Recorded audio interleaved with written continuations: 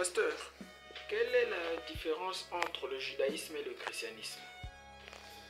Bon, il est très important que nous puissions remonter d'abord le temps pour mieux saisir la quintessence de cela. En fait, le christianisme ou encore le judaïsme commence avec Abraham dans le livre de Genèse 12.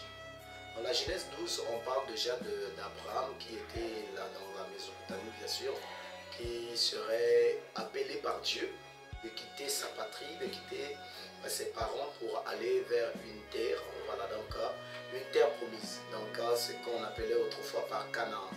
Canaan qui est aujourd'hui appelé par, qui fait partie des pays, en fait, qui constitue les pays des Proche-Orient, le pays du Proche-Orient.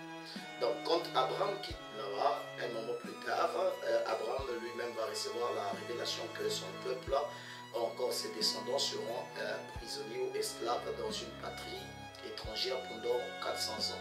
Et cela s'est accompli avec Joseph qui était vendu et un moment plus tard, il y aura un autre pharaon qui va arriver et ce pharaon va rendre prisonnier, encore esclave, le peuple hébreu.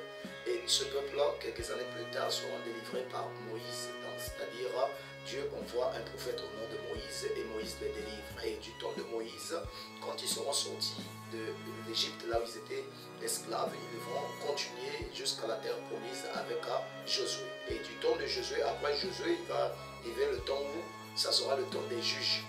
Les juges, après les juges, il y aura le temps des rois et des prophètes, parce que la plupart des prophètes travaillaient, les rois travaillaient des connivences avec les prophètes. Quand on parlait de Saoul, il y avait toujours Samuel qui était à côté, et quand il y avait David, il y avait Nathan qui était à côté. Donc avec les rois, il y aura le premier roi qu'on appelle Saoul, le deuxième roi David, Salomon. Or, de Salomon, après la mort de Salomon, il y aura un schisme, c'est-à-dire le royaume, ce qui constituait Israël, donc les peuples qui sont descendus, les descendants d'Abraham, ils vont se scinder en deux, d'après la prophétie de Dieu. Donc cela va s'accomplir lorsque Salomon va mourir, son fils Roboam qui va passer, qui va devenir roi d'Israël, et il va arriver à ce que Dieu puisse scinder en deux parties.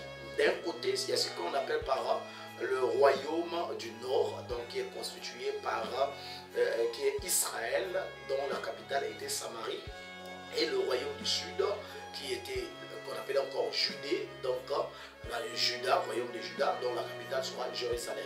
Donc quand les deux vont scinder en deux, vous voyez que non, il y aura maintenant un roi d'un côté, l'autre roi de l'autre côté.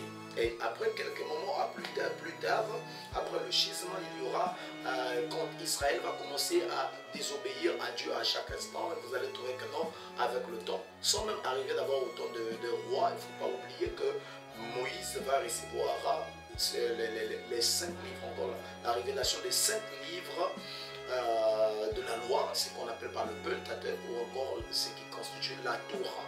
Donc ce serait le socle même de la religion juive. Vous voyez ce qu'on appellera plus tard par le judaïsme. Donc les 5 livres de Moïse devaient être respectés scrupuleusement.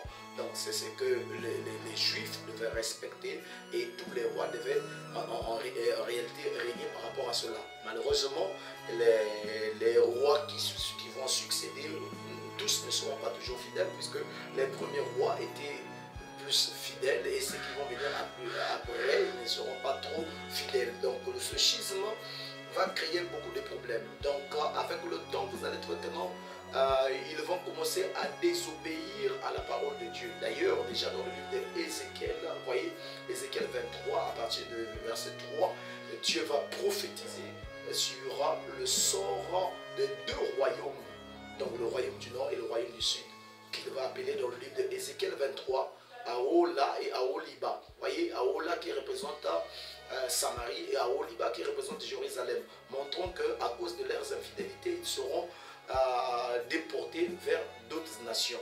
Et cela va s'accomplir avec Salmanassar, avec la Syrie, et Nebuchadnezzar avec Babylone, qui va déporter Juda vers les terres de Babylone. Et toutes ces choses vont se passer un moment plus tard, avec les années qui vont se passer, les rois qui vont se succéder. Nous allons arriver vers le 1er siècle avant notre ère. vous allez trouver que non, ils vont finir par, il y aura plusieurs mouvements religieux qui vont arriver toujours derrière le judaïsme. Les gens vont essayer un peu d'embellir, ils vont ajouter les rites, les lois, les traditions et tout cela. Voilà pourquoi nous allons retrouver avec une secte religieuse qu'on appelle le pharisaïsme, donc les pharisiens.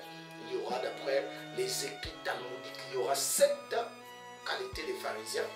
Et il y aura en dehors des pharisiens, ce qui était encore plus célèbre, il y avait encore les sadducéens. Vous voyez, après les sadducéens, et nous sommes toujours au 1er siècle avant notre ère, il va y avoir plusieurs mouvements. En dehors des sadducéens, il y aura encore ce qu'on appelle par les zélotes. Vous voyez, les zélotes, ce sera encore un autre mouvement compliqué, un mouvement très radical, parce que ce mouvement-là, chez eux, il devait s'opposer toujours aux Romains qui régnaient déjà pendant cette période. Donc, d'après cette secte religieuse, les gens devaient, on devait se révolter contre les Romains, sachant que non, les Romains sont des assaillants, des gens qui viennent pour prendre le contrôle de leur terre. Donc ils étaient obligés, donc ils étaient censés lutter pour récupérer leur terre. Quoi qu'ils étaient des religieux, mais ils pourraient toutefois utiliser les armes pour combattre ce que les Romains faisaient. Parmi ce groupe-là, nous avons Barabbas, qui est beaucoup célèbre, qui était aussi de ce groupe des Zélotes. En dehors des groupes des Zélotes, il y avait encore d'autres groupes qui passaient plus de temps dans le désert, qui s'affligeaient les rites très durs. Vous voyez? Donc ça, nous sommes sur le quatrième grand courant du judaïsme, qu'on appelle les Asséniens, qui menaient une vie ascétique. Il y avait aussi les ascètes qui menaient une vie austère, donc c'est-à-dire qui se privaient beaucoup, qui se traitaient durement d'eux-mêmes. Donc, vous voyez, donc nous avons en dehors du judaïsme, donc dans le judaïsme, il y a eu des mouvements comme le pharisaïsme, il y a eu les sadducéens, il y a eu des zélotes, il y a eu les asséniens, il y a eu les ascètes. Tout ce monde-là, à tel point qu'ils ont essayé un peu d'embellir ce qui était le judaïsme ancien, ce qui va créer beaucoup d'ennuis. Pourquoi? Parce que leur vision des choses, quand le Christ va venir, quoique c'était prophétisé par les prophètes, quand le Christ va venir, les gens ne vont pas supporter, ils ne vont pas savoir comment recevoir cela. Donc, quand le Messie, et pourtant il parlait à tout moment, les Hébreux savaient que non, il y avait un Messie qu'ils attendaient, c'est que les Grecs, on appelle en grec le Christ, qui est toujours le Messie. Et quand il va venir, les gens ne vont pas reconnaître, il y aura seulement un petit groupe de gens qui vont reconnaître ce qu'on seront qualifiés par les disciples de Christ. Malgré le disciple de Christ qui avait quand même une certaine compréhension de la parole de Dieu, mais il ne savait pas nettement encore la vraie compréhension du christianisme. Donc, c'est ce pharisien qu'on appelle Saul de Tarse. Saul de Tarse qui était un pharisien très réduit, qui avait pour objectif d'aller attraper et de mettre en prison tous ceux qui se disaient chrétiens en ce temps-là. Et il va se déplacer pour Damas. Là, nous sommes dans le livre des Actes, acte 9.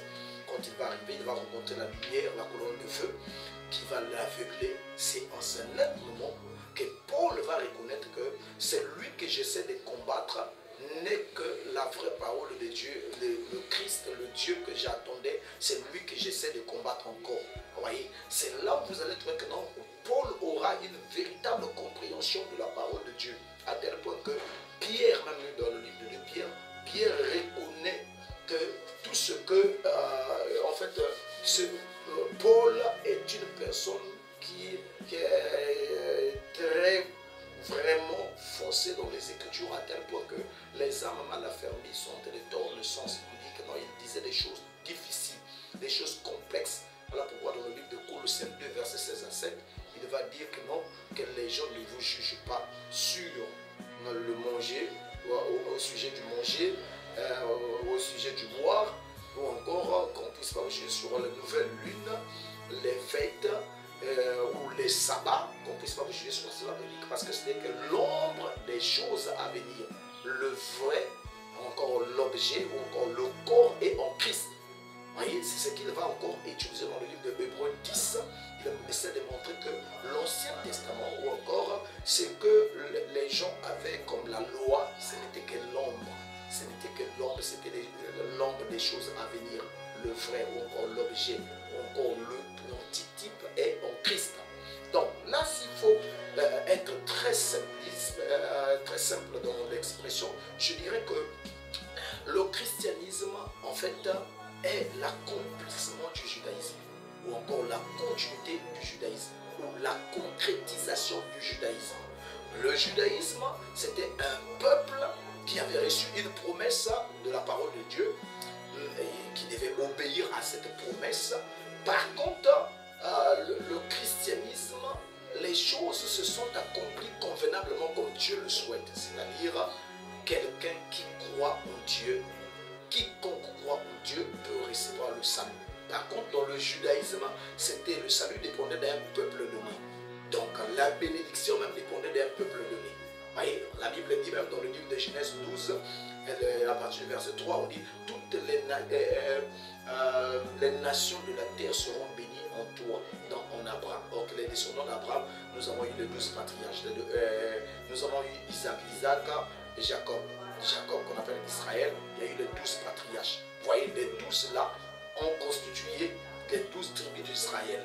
Vous voyez, donc les gens devaient pour être bénis. Donc tous ceux qui bénissaient Israël étaient bénis. Tous ceux qui maudissaient Israël étaient aussi maudits. Vous voyez que non, les choses devaient être un peu différentes. Donc vous voyez que non, avec le christianisme, n'importe quelle personne peut recevoir le salut. Cette fois-ci, il n'est pas question d'un groupe de gens. Vous voyez, il n'est pas question d'un peuple donné, mais l'individu. Voyez-vous? Donc, la nation d'Israël est traitée par l'individu. Mais par contre, avec Israël, avec les nations, donc ce qu'on appelait les païens en ce temps-là, qui ont reçu le christianisme, c'était l'individu. Voilà pourquoi la Bible dit dans le livre de Jean 3, verset 16, Dieu a tant aimé le monde afin qu'il a envoyé son Fils unique, afin que quiconque croit ne périsse point, mais qu'il ait la vie éternelle. Donc le christianisme, il n'est pas question d'un groupe, mais l'individu. Donc on a donné l'occasion, l'opportunité à quiconque. Donc si on dit quiconque, ça veut dire n'importe quelle personne, même la personne la plus mauvaise, même la personne la plus intime, peut avoir l'occasion d'être sauvée. Donc le christianisme est l'accomplissement du judaïsme, ou encore le judaïsme révélé. Vous voyez, c'est ce qu'on appelle le christianisme. Donc il y a une différence, oui, dans certains points, mais sinon ça explique la même chose.